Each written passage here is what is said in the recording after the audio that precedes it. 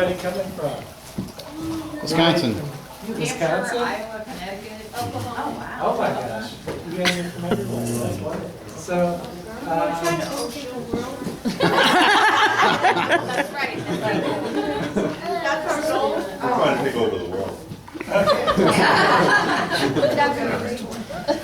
So, as you said, I'm a pediatrician and I'm a sleep physician. So what I do professionally is I see kids who have sleep problems, and that can be any kind of sleep problem. Sleep apnea, insomnia, restless leg syndrome, etc. So any sleep problem I'm happy to answer questions about as best as I can. Sleep apnea. How many of you guys know something about sleep apnea or are familiar with it? Okay, great. So what do you know about it? Who raised it? What do we know about it? I've worn a CPAP machine every night for 5 years. All right, Maybe excellent. longer than that. Too long time. That's Esperanza's grandpa, Dr. Ingram. Oh, okay. We're dead. So yeah, so CPAP. So sleep apnea just means pauses in breathing when you're asleep, and we all do that sometimes. And there's basically two reasons why you can have a pause in breathing. One reason is if your airway is partially collapsing or totally collapsing, you're trying to breathe, but you just can't move the air. That's an obstruction. That's obstructive sleep apnea. The other reason is if your airway is open, but the signal from your brain to your body to take a breath just doesn't go for that little period of time. And that's called central sleep apnea. So either your airway's collapsing and you're obstructing, or your airway's open and you're just having to pause for another reason. There can be a lot of reasons for that. The most common is the obstructive type, and that's probably what most of you guys think about. And when you think about sleep apnea, you probably imagine someone, like my age or older, who's on the couch snoring, probably overweight, all this kind of thing, like as you described. But kids can have sleep apnea as well. If you look at all kids, about 2 to 3% of all kids have sleep apnea, which doesn't sound like a lot, but it is a lot, actually. And most of the time it goes undiagnosed, unrecognized. Kind of people think, oh, snoring, that's kind of cute, or they don't think much of it. But then if you look at kids who have other medical things going on, they can be a much higher percentage that have sleep apnea. Hard to say exactly, but certainly if there's symptoms of sleep apnea that are there, it's a good thing to think about. So snoring, of course, is a symptom of sleep apnea. As your airway is kind of partially collapsing and hasn't totally collapsed yet, but it's partially collapsed. So you're trying to work really hard to make that air move, and the air moves faster, and that makes the walls of your airway vibrate, and that's where the snoring sound comes from. And then eventually that airway will completely collapse, and so then they'll really be struggling to breathe, and then thankfully our brain senses that, and it wakes us up. Right? So if you think about someone who has sleep apnea, usually they'll stop breathing and they'll kind of wake themselves up, right? And then they like roll over and then they go back to sleep.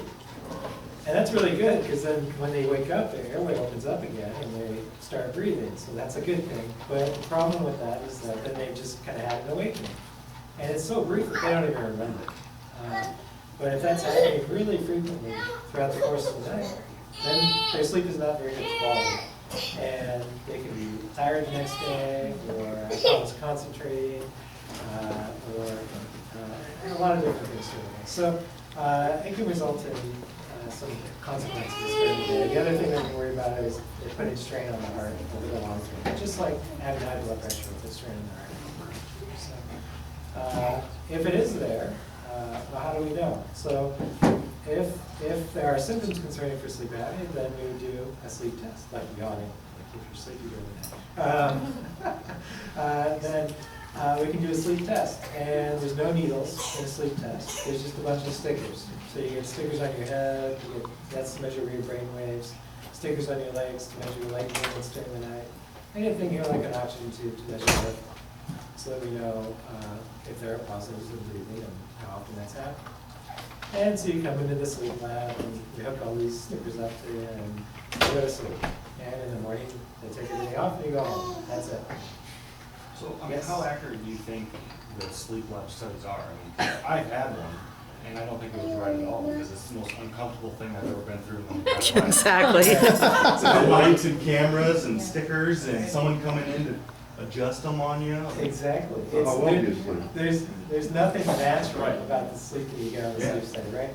You have all these sensors on you, got some stranger coming in and out of the room, you have a camera up there. I mean, it is bizarre. I mean, it's like if I was gonna design a space to make someone not sleep, that's what it would look like, right? And so, in terms of looking at how well somebody sleeps, like, it's not very good, right? And I don't really care how well somebody sleeps.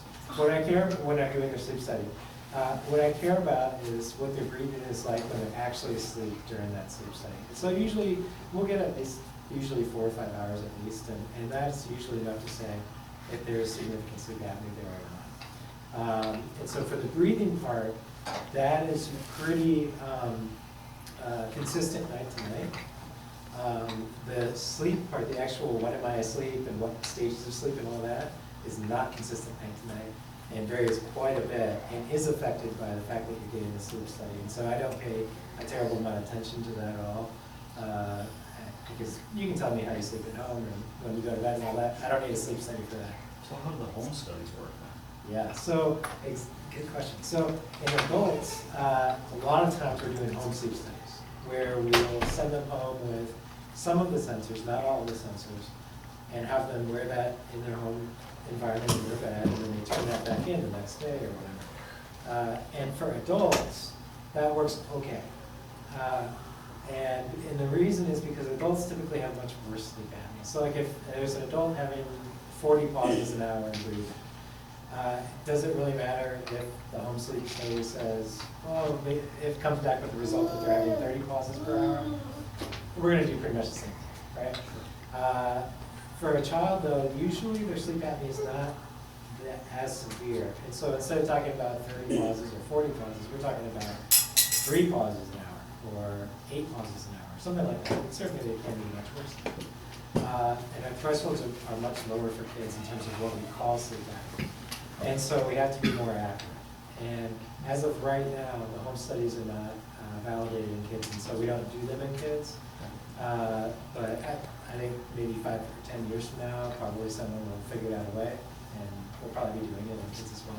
But for now, we're just doing the in-sleep lab ones in kids. Good question. Yeah. Excellent. Okay, I've run a physical program for a over-the-road trucking company. Oh, the truckers, you guys hate it. Yes. So I deal with sleep studies quite often. So truckers, for those of you guys that don't know, so sleep apnea, one thing it can do is it can make you sleepy during the day. And if you're in an occupation where falling asleep is hazardous, like in a big rig, then they take sleep apnea really seriously and have mandated screening. And then if you do have sleep apnea, they track you really closely into it. Yeah, you have to use your CPAP machine 74% of the time on average out of 7 days, which equates to 4 hours a day. Yeah. Which doesn't seem like that much, but you think it was a lot the way they don't use it. Yes, exactly.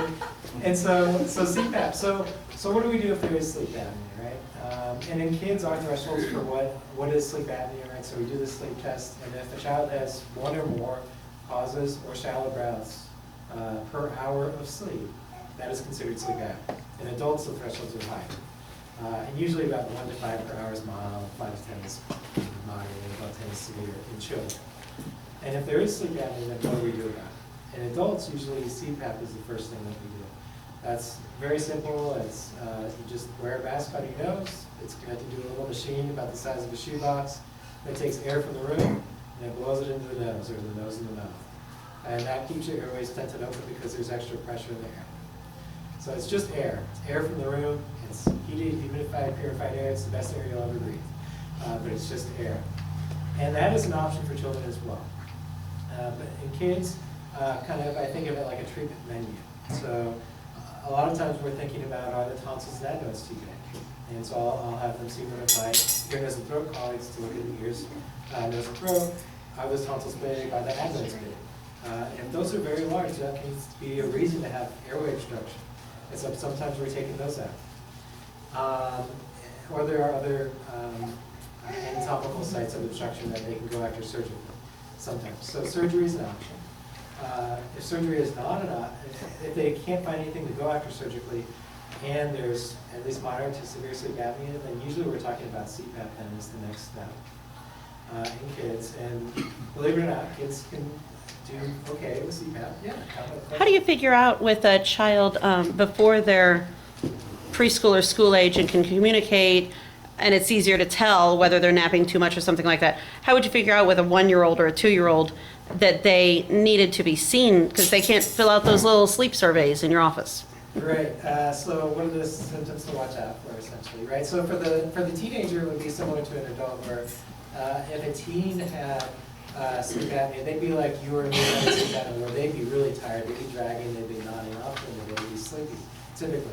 But a younger child, you're right, they can actually be opposite, where when they look sleepy or tired, they are bouncing off the walls, and they look a lot like they have ADHD instead, so they can be hyperactive, and so that's confusing for some people.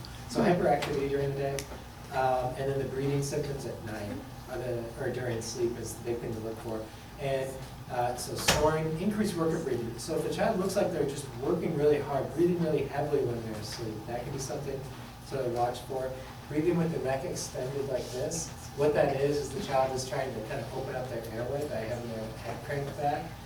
Mouth breathing during sleep is another one where they're trying to open up their airway and really get that air in. So there are some other signs like that, and of course if you see your child having pauses in breathing while they're asleep, that would be another one. Yeah. That's what happened with our son when, ever since he was born, he slept like this. Yeah. With his mouth open, and then as he got older, 2 weeks old, he had a runny nose, and it just never cleared up. And we tried to treat it all the time, and it just never went away.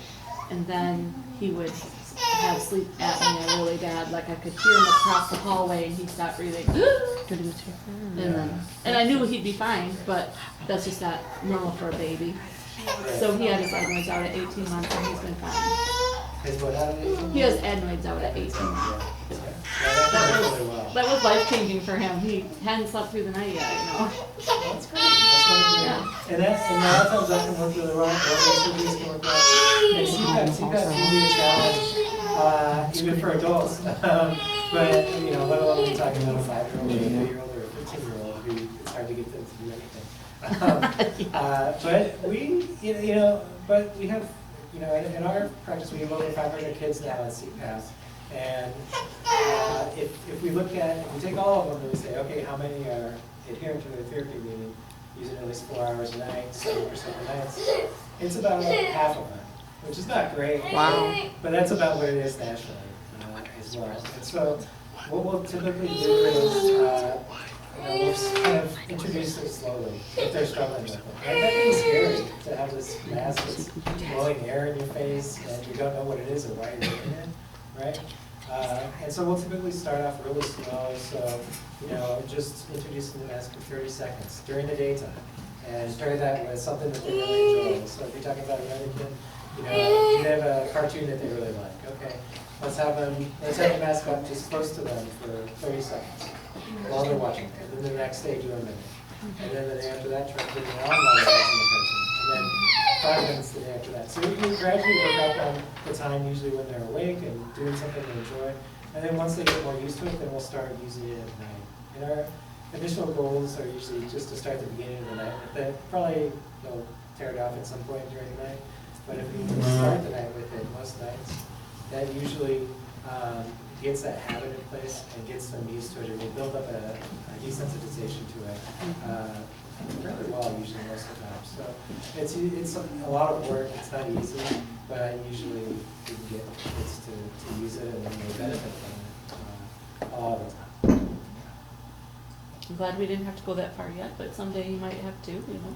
Yeah, and if you do, it's not the end of the world. It's not that. There's a lot of stuff. It's nice to sleep. It's very annoying to use CPAP. It's wonderful to get some sleep. Yes. You got to figure out which one, which one's worse. Excellent. Other questions, comments about sleep apnea? Yeah. How do you get a good night's sleep if you have no access to your machine, like traveling or something like that? The last time I ran into that, on my compliance report for DOT, I missed 2 days in a year. Oh, You know, so I really used the thing. Yep. But the other day I didn't have access to it. And it could have been the fact that we were sleeping on the ground. but I still think I was missing my sleep. I was on a camp out. You're a camper. But I didn't sleep late. I mean, Yeah. I did not sleep. Yeah, Well, so travels, people, travel all the time to see, so the common things are, airline travel, no problem.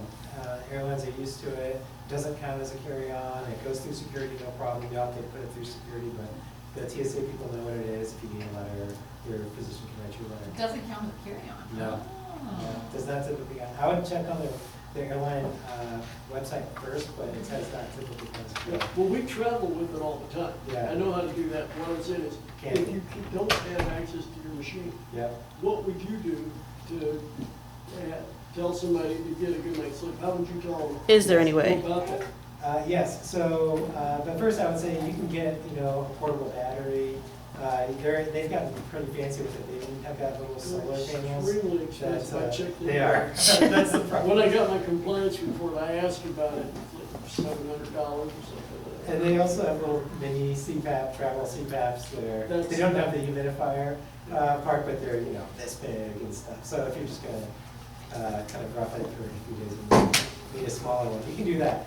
Now, if for whatever reason you can't have a machine, for whatever reason, you can try to not sleep on your back. Usually sleep apnea is worse when you're on your back, because when you're on your back, your tongue will usually fall back, and it can also contribute to airway obstruction that way. In fact, one of the newer treatments that is coming out for sleep apnea that you may hear commercials for on the radio or whatever is called Inspire. And Inspire it's pretty neat. What they've done is they'll implant this device that senses when you breathe, and it's got a wire that goes and connects up to the nerve that serves your tongue. And when you breathe, it gives a little jolt of electricity to your tongue. Well, that sounds great. Sounds like a good night's sleep. Can I just put my finger in the light socket? And your tongue, instead of falling backwards, it goes forward. Well, yeah. Yeah. So, for people who can't tolerate CPAP, for adults who can't tolerate CPAP and who are good candidates, that's an option. That is not yet available in children. They're doing the trial right now, actually, in kids. So probably 5 years from now or 10 years from now, we'll be talking about it. It's on the menu for kids. But, so anyways, that is all just to say, try not to sleep on your back. I never thought about that because with the CPAP, I have to sleep on my back or slightly to my side. Yeah. Nothing else will work. But I used to always sleep on my stomach. Because your mask will come majority. Right, sure. Yeah, and so you can get a CPAP pillow. Have you seen those? CPAP pillows it's a regular pillow, but it has kind of a cutout in it. So if you're like a side sleeper or a stomach sleeper, then there's a space for your mask, and then it doesn't as easily come ajar. There's also a nice, you can get a hose holder, which is just a little. Our headboard does that, yeah. Yeah. I have a Philips Dreamwear mask that you can Oh, actually yeah. lay on your side. with Those it. are the The hose best. comes off the top. That's Yes. what I use. I can The sleep on Dreamwear. my belly, my I know. side, any position. Uh-huh. I love it. I had the full face mask at first and I couldn't stand it. Yeah, yeah. But the Dreamwear is nice. Well, because our faces are shaped strange for some of the masks. Yeah. The same reason that we can't wear the full face, like the snorkel goggles, because of the dent in our forehead and that kind of thing. The same thing affects the way the mask fits around the frontal bossing up here and everything. It's a mess. But that Dreamwear is a beautiful thing. Is that what you use? Yes. Yeah. I use a Dreamwear. Oh, Yep. you do use Yeah, the she's Dreamwear? one that turned me on to that. Yeah. Oh, It's just that, it still bothers I you? don't know, there's still something about it I can't. Ah, it leaks. Yeah, sometimes. Well, and I have found that I have to have like a medium. It's one size of the mask shape, the headgear, and a different shape of the actual cushion, a different size. I use like a small of one and a medium of the other, and that might be an issue because some of our actual facial features are small. We kind of have squished facial features even though our heads are large. Yes. Okay, we do the That is a large good point. medium. And so I would have, and what can be really helpful is to do the mask fitting with either your medical equipment company or if your provider has a CPAP coordinator, and they can try out a lot of different masks and Yeah. mix and match headgear and masks. and to see which one works for you, because everybody's face is different, and what works for one person, Yeah. will be horrible for another. That's And true. so it's just finding that fit for you. And I just came back a week or two ago from kind of the National Sleep Conference, and they're coming out with this new thing where they take basically a 3D picture of your face, and then the computer somehow figures out which mask is the best fit for you.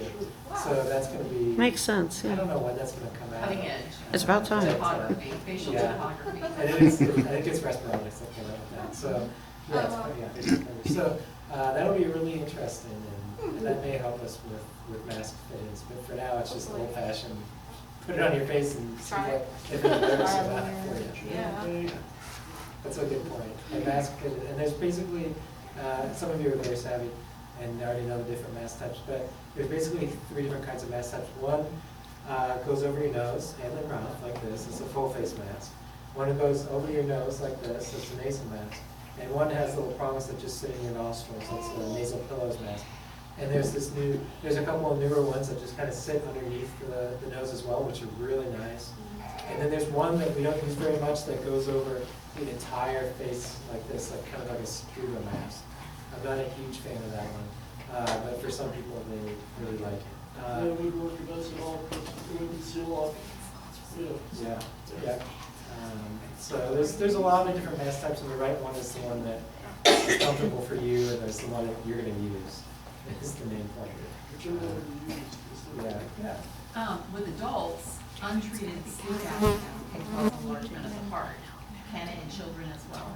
Right, so that puts, untreated sleep apnea puts strain on the heart, and so that can lead to heart attack, heart failure, etc. That cardiovascular outcomes. And in kids, we also worry about it contributing to high blood pressure and putting strain on the heart. And the one that I worry about is something called pulmonary hypertension, which is when we think about hypertension or high blood pressure, the doctor takes your blood pressure here, and we get our systemic blood pressure, and blood pressure is going, to our extremities and most of the places in our body.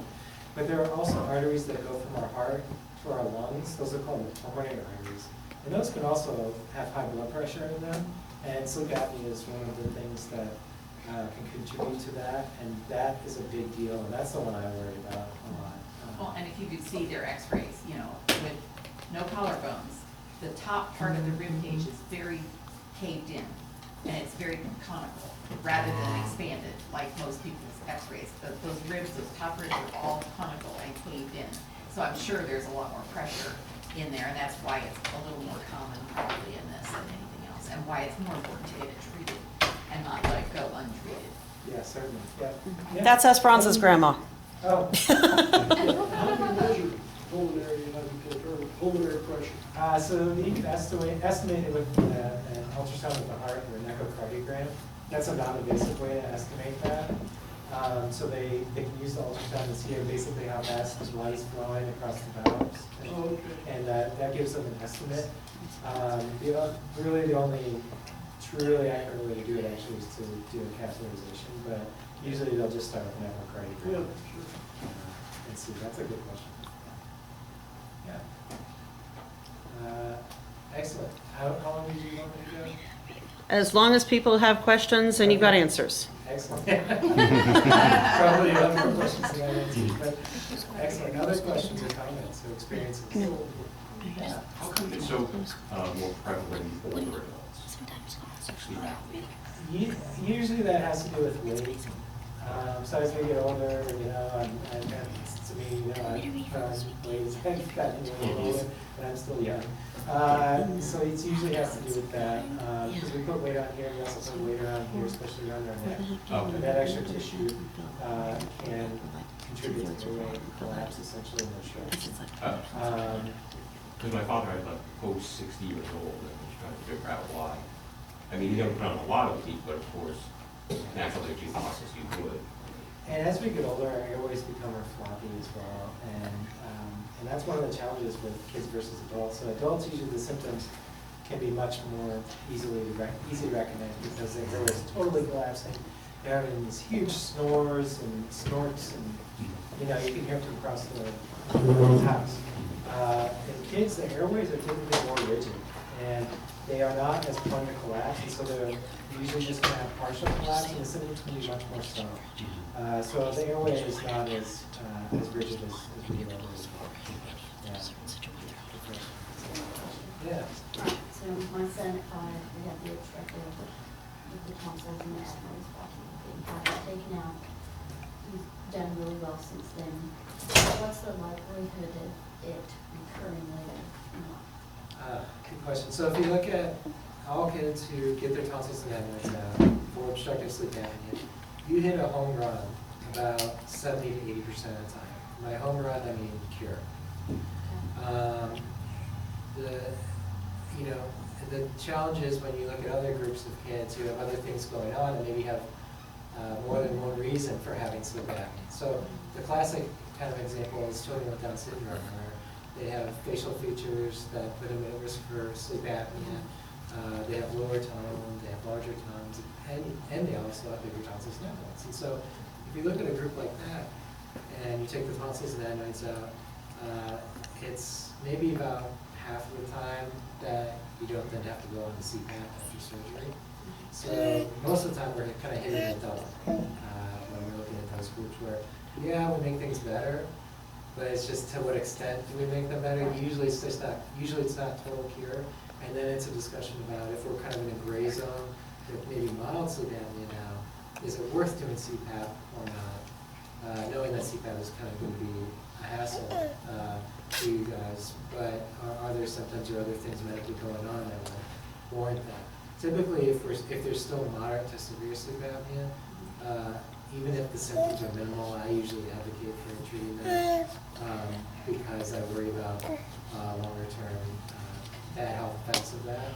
If we're kind of in the mild zone, it's kind of a gray zone, and I a lot of times let symptoms be the guide then, and if there's concentration problems, learning problems, daytime sleepiness, things like that, then I'm pushing harder for, okay, yeah, let's go for CPAP now. So, maybe half the time, or maybe even less. Yeah, so watching this sometimes, maybe in a post-operative sleep study after the child is completely healed. So usually takes 2 to 3 months for the airway to totally get to a new baseline and reassess. And then so maybe 2 to 3 months after surgery, getting another sleep study, especially if there's still symptoms there, to see if the sleep apnea is totally gone or not. He's doing really well at this point. So I would watch out for symptoms. And then kind of the practical reality is to, usually there's a long wait to get a sleep study because a lot of people, there's a big need and there's not a lot of kind of children's hospitals out there doing it. They're expensive and it's kind of a hassle to go do that, right? So we try to minimize, how frequent we do them. But if there's symptoms there, I would definitely kind of push for it. So just see over. Good question. Excellent. Other questions? Any other sleep topics you guys want to talk about besides sleep apnea? So insomnia, restless leg, things you guys struggle with or not?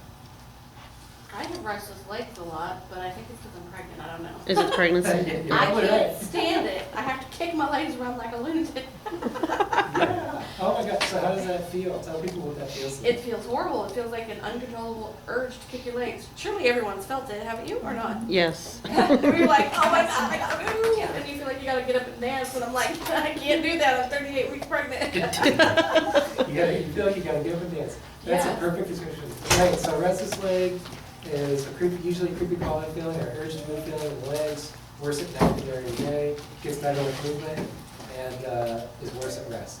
That's it. If you do those 4 things, you have restless legs. How many of you guys have that? My husband has it. And what? My daughter What's does. the cause, what's the cure? I didn't have it though until the last couple of years. It's very strange. Yeah, so typically, the one big thing that we're usually looking for is iron deficiency. So it's a movement disorder, and the idea is that dopamine in our brain is involved with movement. So you think of things like Parkinson's disease, right, like dopamine. And iron is needed for production of dopamine in the brain. And there's a lot of times a relative iron deficiency in people who have restless leg syndrome. So typically we're checking a blood test to see if our iron stores are sufficient or not. And if not, then we'll usually supplement with iron, tablets that you take them out. A lot of times that's very effective. And in pregnancy, that's a time when you are usually relatively iron deficient, or there's also some other hormonal things going on that may be playing a role. That is a really common time to get restless leg syndrome. It just really drives people up the wall. But a lot of kids get restless leg as well, 2 to 3% of kids get restless leg. So it's pretty common. Usually the first step is checking the iron stores and getting something on iron. If that's already adequate, then there's other medications that we can do. But like with any medications, those have side effects and things like that. So we usually send it on. Insomnia. So insomnia, so we all have that experience where you lay in the bed, you've got a big meeting tomorrow, so you go to bed early, you need your 8 hours or whatever to eat your TikTok, and then you can't fall asleep. And then you start worrying, and then that just makes it worse, because then your brain's really going, and you're even more wide awake, and more time goes by, and pretty soon you're looking at the alarm clock, and it says, it's 2 a.m., and you haven't fallen asleep yet, right? And you think, man, I'm really in trouble now. And it's just, it kind of spirals, right? And so we get into that happens, and then what do? Well, we wake up, go to school again, so we still get up. And then typically people will be really tired, and then maybe they'll try to nap. And then on the weekends, when we don't have any obligations, we'll usually sleep in, if we're not sleeping well. But unfortunately, that usually makes things worse. And so what is happening with insomnia is that a lot of times we just have to retrain our brain and our body that the bed is only used for sleep and not used for other things. So instead of getting down and laying down in bed and kind of worrying about sleep or thinking about yesterday or thinking about the other day, typically we'll start by saying, only get into bed when you feel really drowsy. And don't get into bed before that. And so that could be really late sometimes, but we're not taking any sleep away because you weren't going to be sleeping that time anyways, right? So only get into bed when you feel drowsy.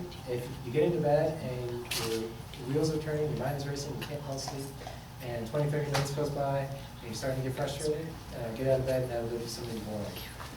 Read a boring book, or do a puzzle, or rearrange some books on a bookshelf, or fold your laundry, or something like that. Something that's boring. And then once you start to feel drowsy, then you can get back into bed. Keep your wake time the same every single day, including the weekend, because if we sleep in on the weekend, that confuses our brain, and our brain doesn't know what time we're supposed to wake up at, and what time we're supposed to go to bed. It's just like jet lag, right? If you take a flight from here to Europe or wherever, you feel crummy, right, for several days, or maybe even a week. And it's because our internal body clock is adjusting. And so when we change our wake time during the course of the week, the same thing happens. So keep our wake time the same, and then limit naps during the day. So when we're napping during the day, that helps us feel a little bit more alert, but that steals from our sleep at night. So those are usually, for like the teenager or the adult with kind of straight up insomnia, those are usually the 4 rules that we'll do. So only get into bed when you feel drowsy, get out of bed if you can't fall asleep, keep the same wake time every single day, and limit naps. It's kind of a quick version. Things are different when you're talking about younger kids, because it's normal for them to have a nap during the day, and a lot of times we're talking about kind of bedtime routine kind of stuff and helping them fall asleep independently. Question? I like it now. I mean, if it works for you, then it works.